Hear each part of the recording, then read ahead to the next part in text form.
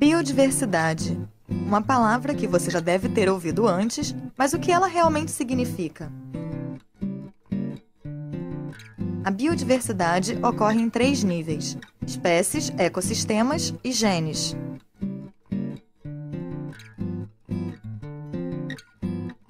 Uma planta, animal, inseto ou micro-organismo sempre pertence a uma espécie.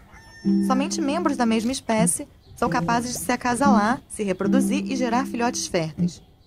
Eles são quase iguais e têm genes muito semelhantes. Na verdade, não temos a menor ideia de quantas espécies realmente existem na Terra.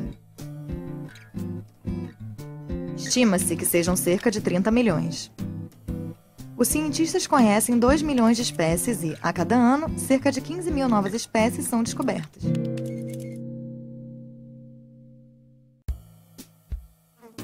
Algumas são encontradas em todo o mundo, outras somente em pequenas áreas, pois precisam de condições de vida especiais.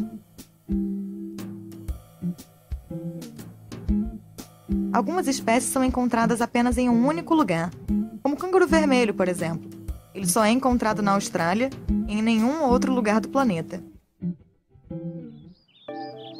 A diversidade ocorre dentro de ecossistemas, que são lugares onde plantas e animais vivem juntos. Um ecossistema pode ser uma floresta, um recife de corais, um lago ou até um deserto.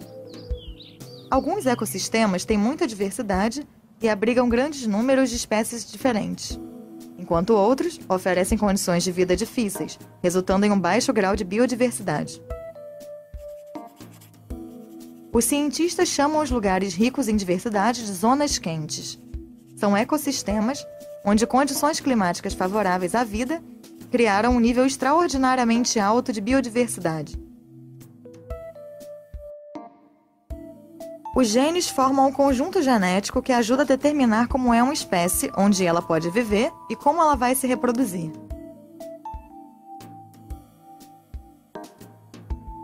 Eles são semelhantes em cada espécie, mas diferem um pouco de um organismo para outro. Essas pequenas diferenças permitem que as espécies se adaptem e sobrevivam em ambientes em transformação.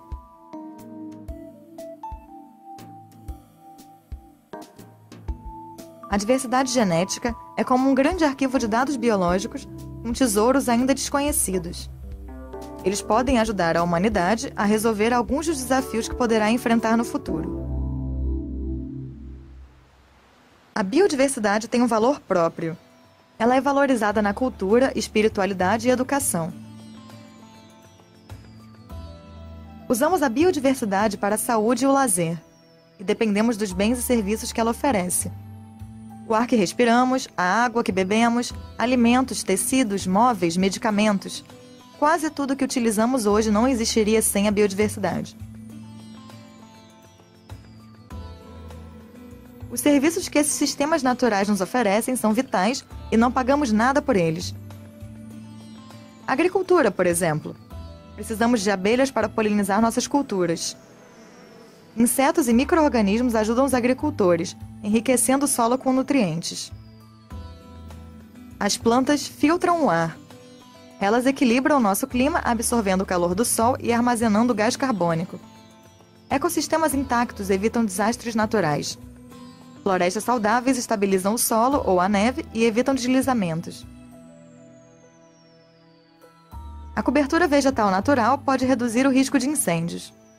Bacias hidrográficas intactas ajudam a manter a água no solo para evitar secas e para evitar que o solo vire um deserto.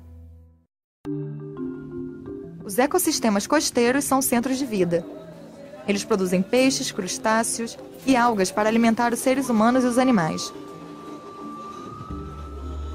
Os ecossistemas costeiros armazenam e fornecem nutrientes, filtram os poluentes dos rios e córregos e ajudam a proteger o litoral, evitando que ele seja destruído por tempestades.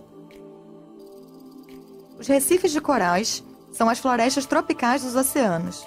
Além de belos, são ecossistemas altamente ativos. Os recifes de corais abrigam muitos peixes e outras espécies, protegem contra perigos naturais e proporcionam espaços de lazer. A biodiversidade está sob pressão. Existe um declínio global progressivo da biodiversidade, que foi de quase 1/3 nos últimos 30 anos.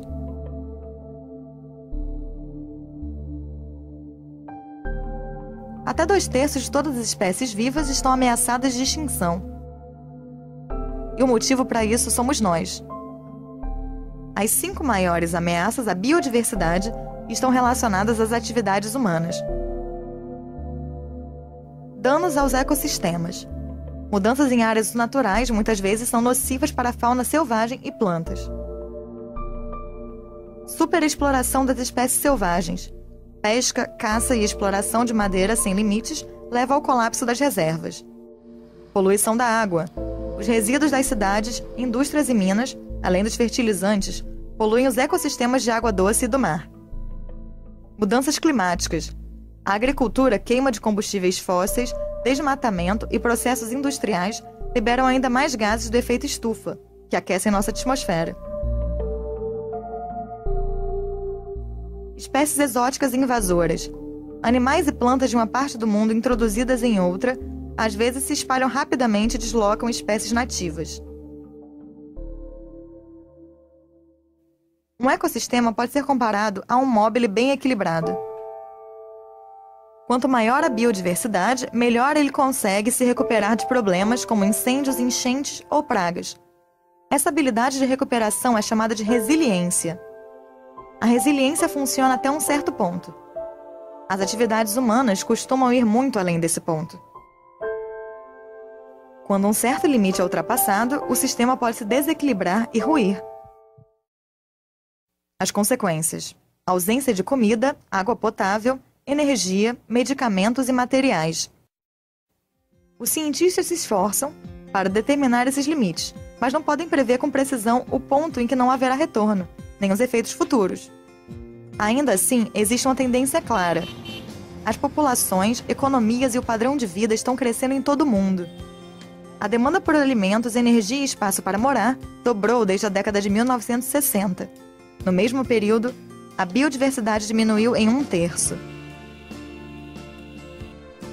Essa perda é um desafio global. Portanto, um acordo global para a preservação da biodiversidade é necessário, mas difícil de conseguir. Gera conflito sobre quem deve reduzir, usar menos, poluir menos e quem tem de pagar por isso. Em 1992, delegados de 192 países se reuniram na Conferência da Terra, a Eco 92, no Rio de Janeiro. Uma convenção foi assinada. Seus principais objetivos são a preservação da diversidade biológica, o uso sustentável de seus componentes e a repartição justa e equitativa dos benefícios advindos da utilização dos recursos genéticos. Em outubro de 2012, todos os Estados-membros da Convenção sobre Diversidade Biológica se encontrarão novamente na Índia. Eles já acordaram 20 metas para sustentar a biodiversidade, as chamadas metas de biodiversidade, que devem ser cumpridas até 2020. Um plano ambicioso, que será bem ou mal sucedido dependendo das contribuições dos países.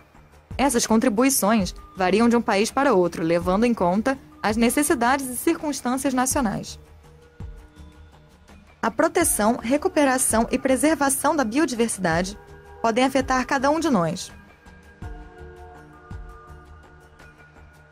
No nível pessoal, na família, na cidade natal ou numa região. Principalmente em épocas de recessão econômica, decisões de gastar os escassos recursos na proteção da biodiversidade podem ser menos populares. Portanto, é importante levar em conta as necessidades e interesses das pessoas. Cidadãos comuns como vocês podem oferecer informações úteis para a discussão dos formuladores de políticas sobre as medidas futuras para a proteção da biodiversidade.